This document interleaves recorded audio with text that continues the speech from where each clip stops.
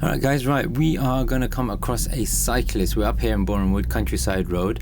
Notice the lane markings on the ground, okay, so broken lines. You got the hatch markings now anyway, so you shouldn't be going over them when you don't need to. And spot the cyclist ahead. So the cyclist keeping a nice line actually around the roundabout, which is good.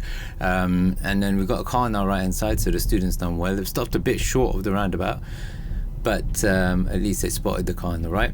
Okay, so now we're continuing ahead and keep in mind the cyclist will still be there. So now if you notice on the ground, solid lines, double solid lines. Okay, so hopefully you guys know what that means, and if you don't, spoiler alert, so you can't overtake or cross these lines unless there is a hazard ahead of you in terms of, say, a broken down car, etc., or a, so I can't say vehicle because the cyclist isn't a vehicle, but any object that's traveling at 10 miles an hour or less.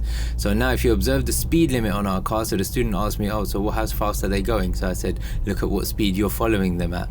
So now we're around 7, 8, 9, whatever, but we're just shy of 10.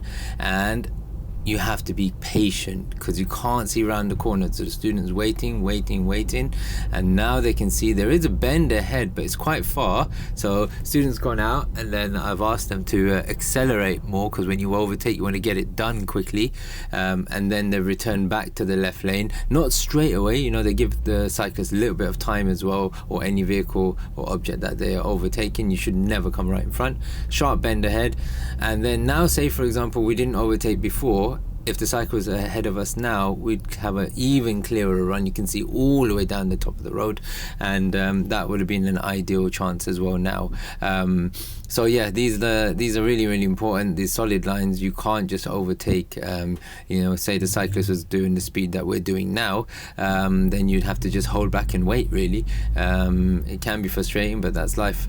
These are the rules. You'll see everyone overtake, obviously, but you know, that's one of the things you got to keep in mind. So hopefully that's helped. Just run through the video again so you get the rules and the regulations sorted.